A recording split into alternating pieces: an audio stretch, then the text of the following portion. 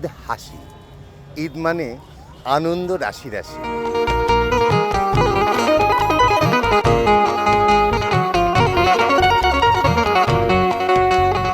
ঈদের এই আনন্দ আলোর পথ ধরে চলতে চলতে আমরা এখন ছায়ার মধ্যে চলে এসেছি।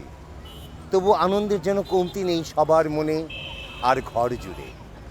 ঈদের আনন্দ এতটা সুগভীর, মাস চলে গেলেও থেমে থাকে না হাসি খুশির মিলন মেলা।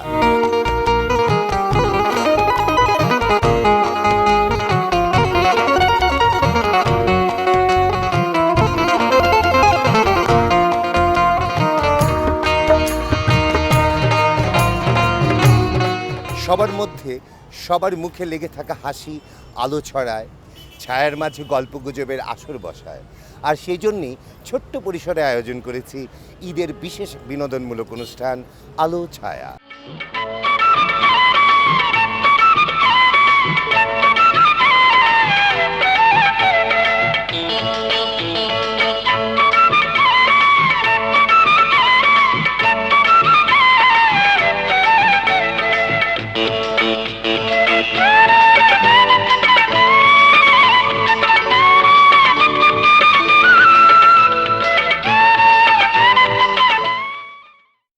ঈদ উদযাপন করতে অনেকে গ্রামের বাড়িতে এসেছেন। যাত্রাপথে ঝক্কি ঝামেলার কথা এখন আর নাই তুললাম। ঈদ শেষ, এবার শহরে যাওয়ার পালা। এখানেও কষ্টের কোনো কমতি নেই। বাস বা ট্রেনের টিকিট পাবো কি পাবো না একটা আশঙ্কা তো কাজ করেই। আবার যারা টিকিট ভাগ্যবান হলেন তারা কি জানলার পাশে সিটটি পাবেন? জানলার পাশের সিটটি প্রায় অধিকাংশ মানুষের প্রিয়। এরকমই এক ভদ্রলোক জানলার পাশে সিটটি না পেয়ে কি উপায়ে সিটটি নিজের আয়ত্তে নিয়ে নিচ্ছে তাই দেখি।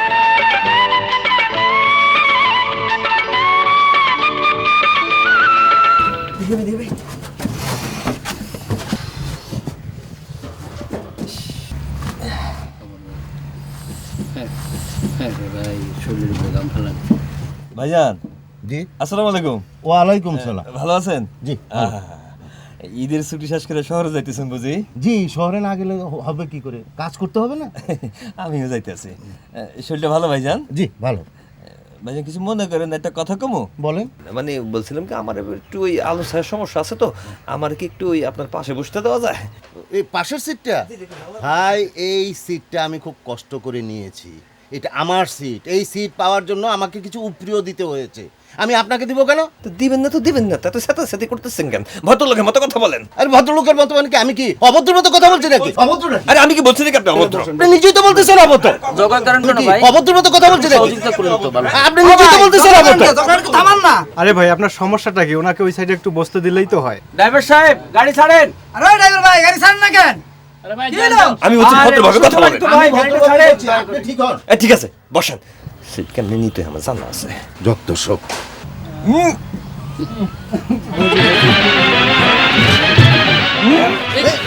কি হয়েছে ভাই? কি হয়েছে? এই আপনি বমি করবেন নাকি? ঠিক আছে ঠিক আছে, এই আপনি জানালার পাশে এসে যাচাড়া ছেড়ে দিন।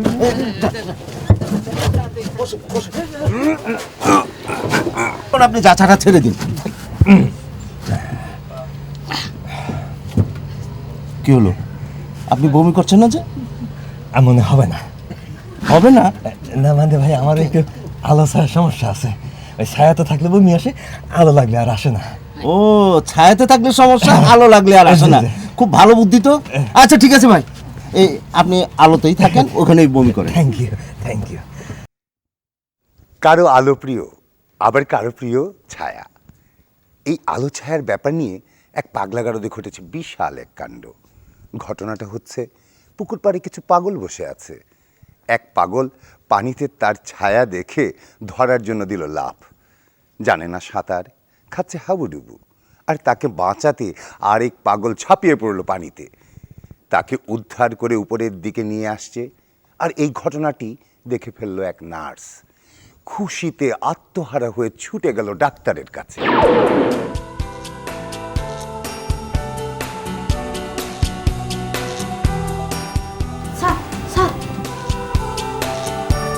চমৎকার একটা সুখবর আছে। কি? এই যে রমিজ পাগল স্যার ভালো হয়ে গেছে। হ্যাঁ? কি করে বুঝলে? এই যে তমিজ পাগল, সে তো স্যার সাঁতার জানে না, পানিতে পড়ে গিয়েছিল।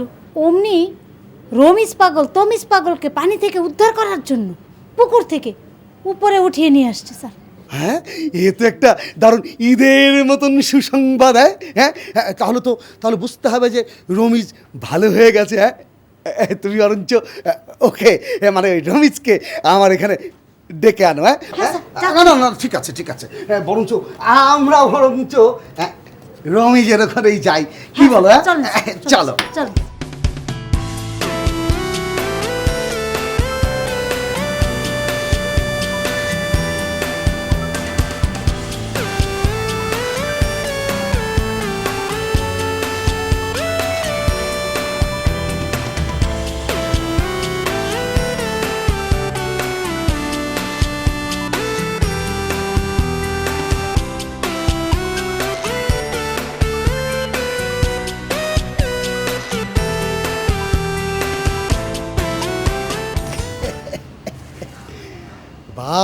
বাবা রমিজ, আজ তো আমার বড় আনন্দের দিন।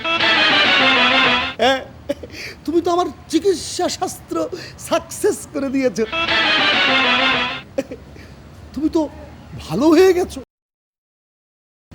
তোমাকে আমি আজই ছেড়ে দেব। এখন বলো, তমিজকে কোথায় রেখেছো? হ্যাঁ, ওই তো একটা বদ্ধ পাগল স্যার, নিজের ছায়া ধরার জন্য পানিতে ঝাঁপ দিছিল। সে তো আমি জানি। হ্যাঁ, এখন সে কোথায়, তার কি অবস্থা? সে যে কি অবস্থা, পানিতে ভিজা জবজবা হয়েছিল। আমি তারে আলোতে শুকানোর লেগা গলায় দড়ি বাইন্দা ওই গাছের ডালে ঝুলায় রাখছি। আলো আমাদের পথ দেখায়, সব কিছু স্পষ্ট দেখা যায়, কিন্তু এরকম পাগলের হাতে পড়লে আলোর অবস্থা বেহাল হয়ে যাবে, তা আর বলার অপেক্ষা রাখে না। তাই আমরা আলোকে সঠিকভাবে কাজে লাগাবো আর ছায়া থেকে প্রশান্তি নেব। এবার একটু গানের ভাষায় আরও কিছুটা আনন্দ উপভোগ করলে নিশ্চয়ই মন্দ হবে না। আসছেন এ সময়ের জনপ্রিয় কণ্ঠশিল্পী হায়দার হোসেন।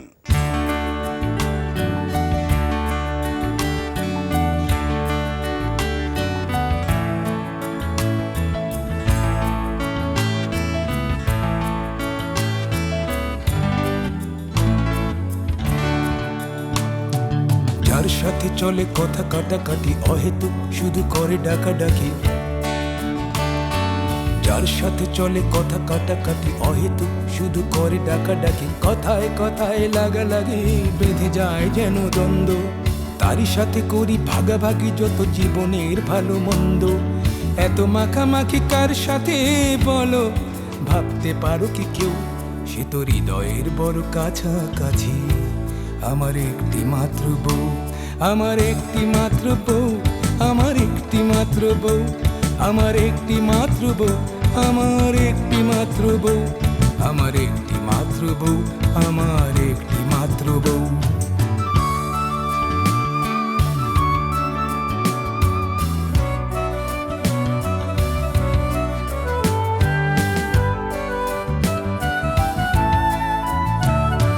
জীবনের এই মাঝামাঝি এসে আজ কথা বলি, পাশাপাশি বসে কত ভাবাভাবি, পাশা বেঁধে বসে দেখেছে নতুন স্বপ্ন। জীবনের এই মাঝামাঝি এসে আজ কথা বলি, পাশাপাশি বসে কত ভাবাভাবি, পাশা বেঁধে বসে দেখেছে নতুন স্বপ্ন। হয় কি কখনো রাতারাতি বলো ভালোবাসায় এত যত্ন, হয় কি কখনো রাতারাতি বলো ভালোবাসায় এত যত্ন। রাগারাগি যত ভেসে যাবে হেসে ভাবতে পারিনি কেউ, ভালোবাসাবাসি আসিল শেষে প্রাণেতে জাগিল ঢেউ। আমার একটি মাত্র বউ, আমার একটি মাত্র বউ, আমার একটি মাত্র বউ, আমার একটি মাত্র বউ, আমার একটি মাত্র বউ, আমার একটি মাত্র বউ।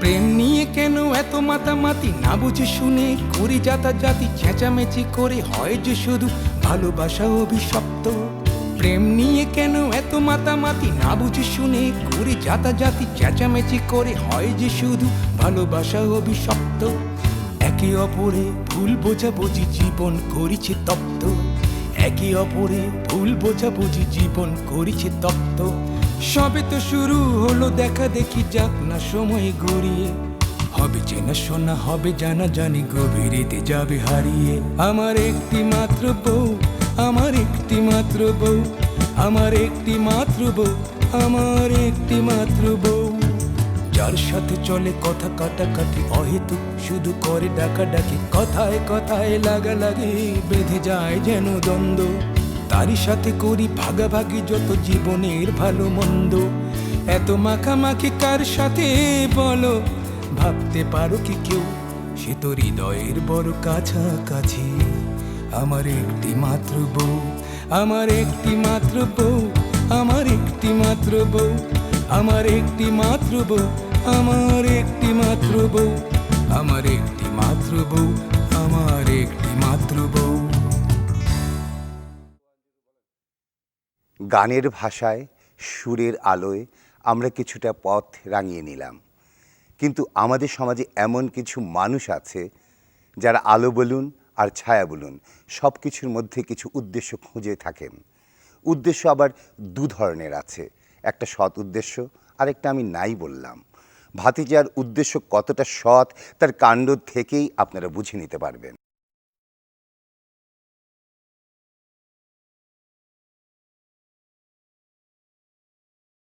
কাকা, হ্যাঁ এই তুমি আমার কিছু টাকা দাও, কারণ তুমি আমার ঈদের সময় বকশিস দাওনি, সেটা আমি কিছু মনে করিনি। এখন ঈদ গেছে, আমি আমার নিজের পায়ে দাঁড়াতে চাই, মানে একটা ব্যবসা বাণিজ্য করবো, এর জন্য তুমি আমার কিছু টাকা দাও। আচ্ছা টাকাতে তুই কি করবি কত? তুমি তো জানো এখনো আমাদের দেশে বিদ্যুতের সমস্যা আছে, আর তার জন্য এই আমাদের মহল্লায় একেবারে জেনারেটরের ব্যবসা রমরমা। বুঝতে পারছি, তুই জেনারেটরের ব্যবসা করবি, এটা তো?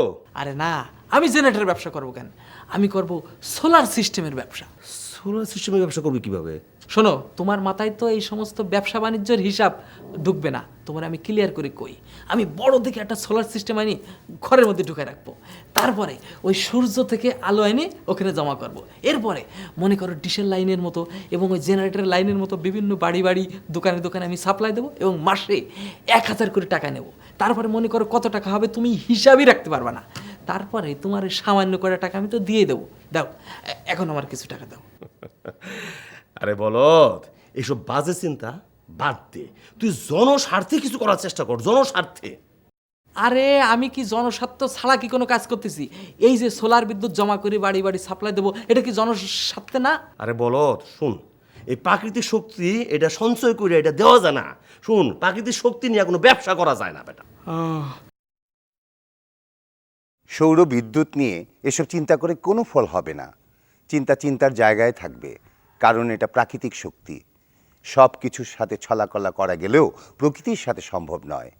আসুন আমরা সূর্যের আলোকে কাজে লাগিয়ে আমাদের বিদ্যুৎ সমস্যার সমাধানে এগিয়ে আসি।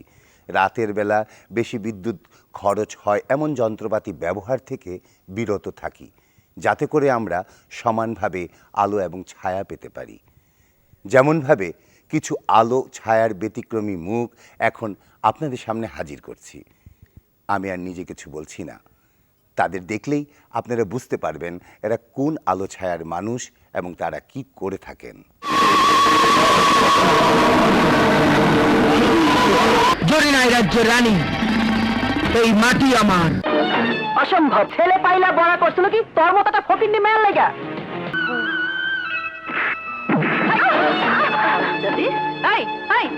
হারামজাদি।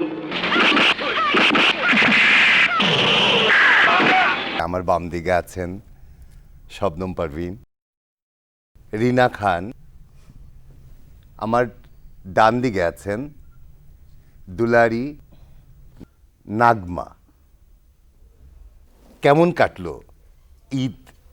প্রথমেই জানতে যাচ্ছি শবনম আপনার কাছ থেকে।